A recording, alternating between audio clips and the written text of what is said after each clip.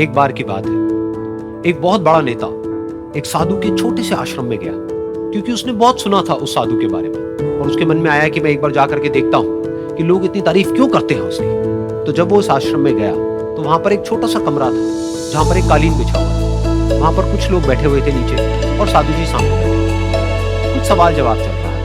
तो जैसे ही वो अंदर गया, वो अकेला नहीं था, उसके साथ में 4 बॉडीगार्ड्स भी थे और उसको ये आदत थी कि जहां पर भी वो जाता था लोग अपनी जगह से खड़े हो जाते थे, उसकी तरफ देखते थे, हाथ जोड़ते थे, अपना सर झुकाते थे। लेकिन यहाँ पर ऐसा कुछ भी नहीं था। साधु ने उसकी तरफ देखा तक नहीं, क्योंकि वो साधु किसी के सवाल का जवाब दे रहे थे। लेकिन नेता को इस बात पे गुस्सा आ गया। नेता को लगा कि ये मेरी बेइज्जती। तो उस नेता ने साधु की बात को बीच में ही काटते हुए थोड़ा गुस्से से कहा, मैं आपसे कुछ कहना चाहता हूँ। साधु ने उसकी तरफ देखा और बोले, आप थोड़ी देर रुकिए, पहले मैं इनके सवाल का जवाब दे लूं, उसके बाद में मैं आपसे बात करूंगा।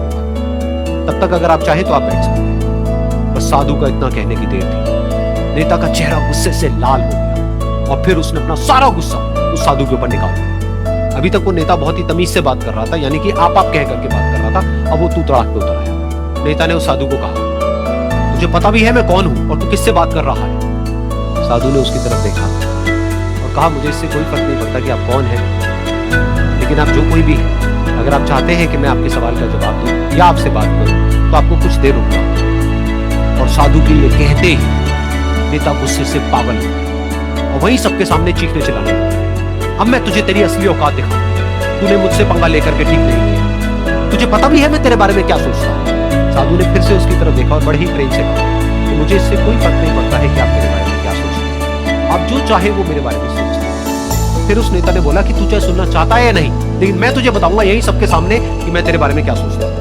तू एक बहुत ही घटिया इंसान है, तू कोई साधु नहीं है, तू एक ढोंगी है, पाखंडी है, और यहाँ पर जितने भी लोग बैठे हैं उन सबको बेवकूफ बना रहा है। तेरा बस एक ही मकसद है, इन लोगों की जेब में जितना भी पैसा है वो सब तेरे पास में आता है। तू अपने फायदे के लिए इन लोगों का इस्तेमाल कर रहा है और अब मैं तुझे नहीं छोड़ूंगा, तेरा पर्दाफाश करके रहूंगा पूरी दुनिया के सामने। लेकिन उसके इतना बोलने के बाद भी उस साधु के चेहरे पर हल्की सी मुस्कान बनी ही रही। ये देखकर वो और दिल मिला गया और उसने कहा, अब बहुत हुआ, अब मैं यहाँ 1 मिनट भी नहीं रुकूंगा, लेकिन अभी भी तेरे पास में मौका है, अगर मुझसे माफी मांगनी है या मुझसे कुछ कहना है तो कह सकता है। इतना सब होने के बाद भी साधु बिल्कुल शांत और उनके चेहरे पर एक मुस्कान।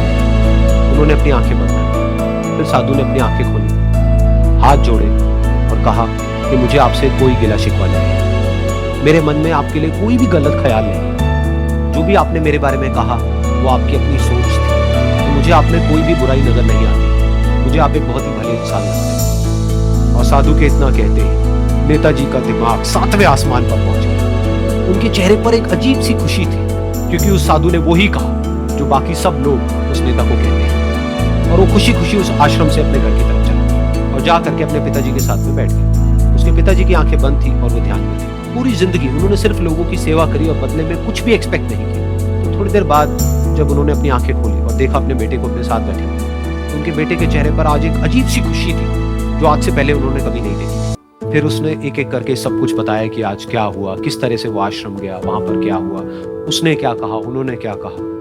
तो जब इसके पिताजी ने पूरी बात सुनी तो थोड़ा सा मुस्कुराए और अपने बेटे को देख करके बोले कि उन्होंने तुम्हारी तारीफ नहीं करी है, क्योंकि उन्होंने वो नहीं कहा कि जो तुम हो, उन्होंने वो कहा कि जो वो खुद है।